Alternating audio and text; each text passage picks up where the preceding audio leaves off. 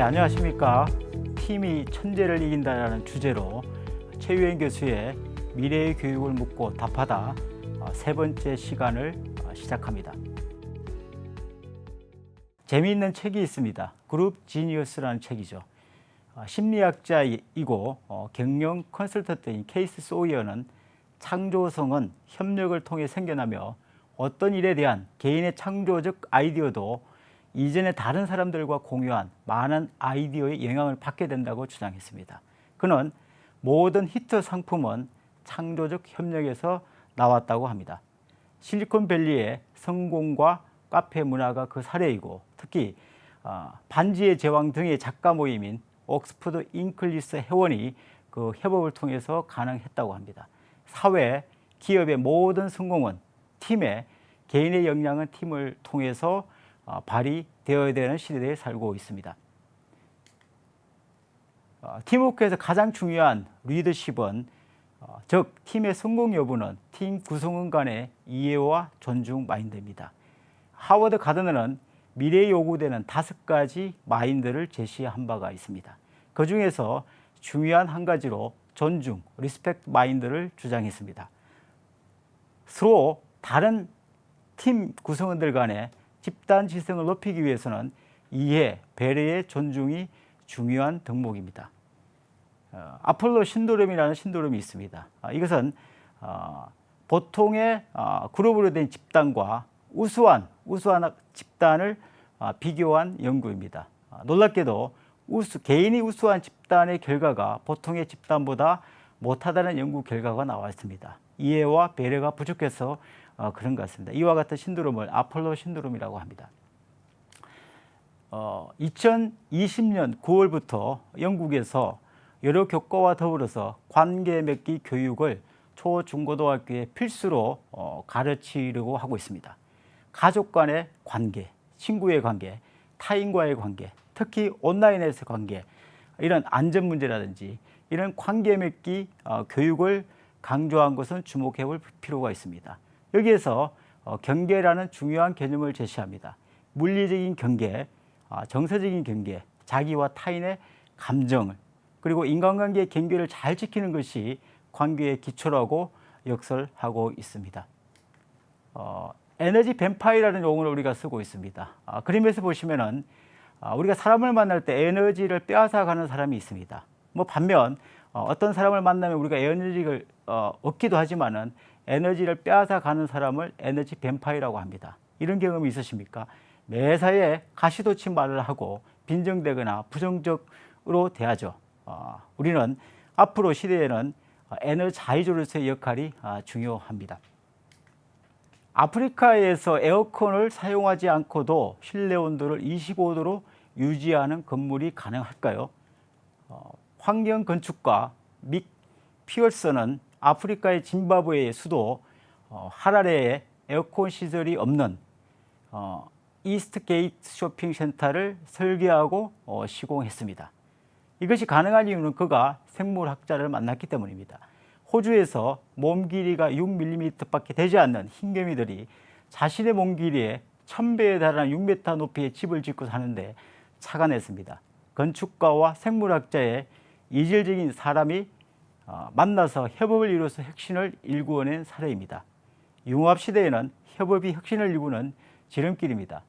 혁신적인 솔루션은 학문과 학문 사이에 존재하기 때문이죠. 오늘날 흔히 리퀴드 소사이어티라고 얘기합니다. 액체 사회라고 하는 이유가 여기에 있습니다. 팀 리더십의 첫걸음은 팀 구성원이 서로 다르다는 것을 이해할 필요가 있습니다. 인간은 지능의 프로파일이 다릅니다. 가든에 의하면 다중지능 이론을 제시한 바가 있습니다. 사람은 언어적인 지능, 논리 수학적 지능, 공간적인 지능, 개인 내 지능, 대인 간 지능, 신체적 지능, 음악적 지능, 자연 이해 지능이 사람이 다 가지고 있다고 합니다. 과거에 우리가 IQ와는 다른 접근이죠. 흔히 우리 학부모님들이 학교에 와서 이런 얘기를 합니다. 우리 아이는 머리는 좋은데 노력을 안 해서 공부를 못 한다고요. 우리가 다중지능 이론에 의하면 이 이야기는 틀렸습니다. 머리가 나쁘기 때문에 공부를 못하는 것이죠. 다시 말씀드리면 머리가 좋다는 의미가 그중에서 학습관리, 노력을 안 하는 것도 지능에 해당하는, 특히 개인 내 지능에 해당되기 때문입니다. 그래서 개인마다 8가지 지능의 프로파일을 가지고 있습니다. 그러니까 사람은 이 지능이 다르기 때문에 똑같이 취급할 수는 없는 것이죠. 또 하나의 우리가 다름을 얘기할 때 사고 방식이 다르다고 얘기합니다. 흠아는 두뇌 우성 이론에 의해서 인간은 4가지 사고로 얘기를 하고 있습니다. 분석적 사고를 잘하는 사람, 절차적 사고를 잘하는 사람, 대인관계적 사고를 잘하는 사람, 창의적 사고를 잘하는 사람으로 이 그래프를 그리고 이 이론을 통해서 팀을 구성할 때 이질적인 사고 집단으로 구성하는 자료를 씁니다. 그래서 팀은 어떤 팀 구성원은 분석적 사고를 잘하고 또 어떤 구성원은 절차적 사고, 대인관계 사고, 창의적 사고가 골고루 잘할 때 그 팀이 실패 없이 성공적으로 이끈다고 합니다. 물론 사고가 다르기 때문에 다소 다툼은 있겠죠. 그 다툼을 이해하고 극복하는 것이 팀 리더십의 기초라고 할 수가 있습니다. 팀은 교육적으로 상당한 의미가 있습니다. 팀의 교육적 가치로 특별히 렌즈로 설명을 하고 있습니다. 팀을 통해서 여러 가지 우리의 소프트 스킬이 관여하고 있다고 합니다. 문제 해결이 거기에 해당이 되고요. 또 의사소통, 대인 간의 기술, 의사결정, 그리고 수행 기술 등이 관련이 있기 때문에 팀에서의 다양한 역학관계 속에서 이런 기술을 익힐 수 있는 거죠.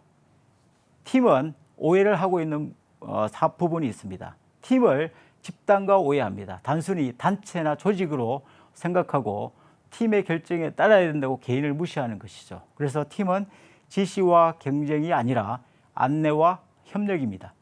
개인이 희생되는 것이 아니고 강점을 존중받아야 됩니다. 다름은 무시나 배척이 아니라 이해와 배려의 대상입니다. 일관성, 통일성이 아니라 다양성, 융통성입니다. 갈등이 없는 팀은 정상적으로 작동되지 않은 팀입니다. 안으로 문제를 지니고 있는 거죠. 따라서 갈등이 생길 때 회피가 아니고 바로 직면해서 협상과 타협으로 팀십을 강화를 해야 된다는 것이죠. 팀 발달에 대한 재미있는 이론이 있습니다. 모든 팀은 형성이 되면은 그 다음에 동기를 두 번째로 겪는다는 것입니다. 그림에서도 보아다시피 서로 다름에 의해서 다툼이나 생각이 다르고 또 룰이 다르고 살아온 것이 다르기 때문에 팀에서도 이렇게 다툼이 일어난다는 거죠. 그래서 이 다툼에서 팀이 성공적으로 가지 못하면은 이 다툼에서 팀이 와해되기도 하죠. 그러나 성공적으로 가는 팀은 팀에서 스스로 룰을 정하게 됩니다. 그것이 규범이죠. 그래서 팀이 규범기로 접어들면은 정상적인 수행은 아니지만은 어느 정도 팀을 수행할 수가 있습니다.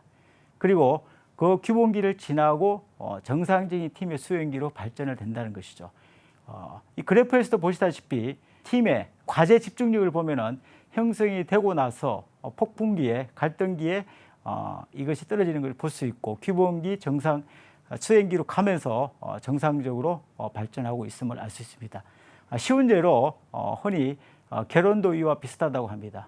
부부들이 만나지만은 처음 결혼을 해서 만나서 이 격동기를 겪게 되죠. 그래서 서로의 이해하게 되고 규범기를 거쳐서 정상적으로 부부 생활을 한다고 합니다. 이 격동기가 있다는 사실을 아는 것이 팀 리더십에서 중요한 결과임을 우리가 확인할 수가 있습니다. 인간은 기본적으로 이기적이라고 합니다.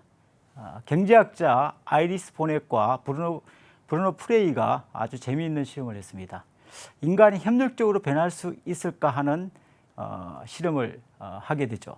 그 실험 어떻게 했냐면은 A그룹과 B그룹으로 구분을 하고 비밀이 지켜지고 A그룹에게 $10씩 줍니다. A그룹은 가질 만큼 갖고 나머지를 B그룹에게 넘겨주는 게임입니다. 이런 1차 실험을 했는데 한 75% 정도가 자기가 갖고 25%만 상대방이 넘겨가는 결과를 했습니다. 두 번째 실험을 했죠. 두 번째는 칸막이를 치우고 B그룹에 있는 사람들 얼굴만 한번 봤어요. 얼굴을 봤을 때 이제 1차보다 더 좋은 결과를 보였다는 거죠. 그리고 또 한 번 3차 실험을 했습니다. 3차 실험에서는 B그룹에 있는 사람들이 각자 자기소개를 했습니다. 자기소개를 했을 때 실제로 10달러 중에 넘어간 평균 금액이 50%가 넘어가고 모두 다 갖는 비율이 제로로 바뀔 수 있다는 것입니다. 얼굴을 보고 자기소개를 하고 서로 만남이 이루어질 때 기꺼이 인간은 협력적으로 변할 수 있다는 사실을 확인했습니다. 팀이 천재를 이긴다고 합니다. 팀이 인간의 본능이라고 하죠. 인간의 뇌는 협력을 위해 진화해 왔습니다. 개인의 잠재력은 고독한 영웅보다 팀의 구성원이 되었을 때 훨씬 더 발휘된다고 합니다. 협력을 촉진하는 호르몬도 있다고 합니다. 옥시토신이라고 하죠. 리더의 감정과 행동을 그대로 배운다고 합니다. 인간은 몇 가지 경우를 제외하고는 홀로 일할 수 없다고 합니다. 조직의 체계적인 계획 하에 인간은 더 큰 성장을 이루게 됩니다. 마이클 조던이 이런 얘기를 했습니다. 재능은 게임을 이길 수 있지만은 팀워크는 우승을 불러온다고 얘기하고 있습니다. 팀이 천재를 이긴다는 명제가 학교, 기업, 사회 각처에서 증명되고 있습니다. 그 팀 리더십의 기본은 존중의 문화라는 말씀을 다시 드리고 싶습니다. 다음 시간에 디지털 시대의 배움을 살리는 아날로그 교육을 꿈꾸다라는 주제로 다시 뵙겠습니다.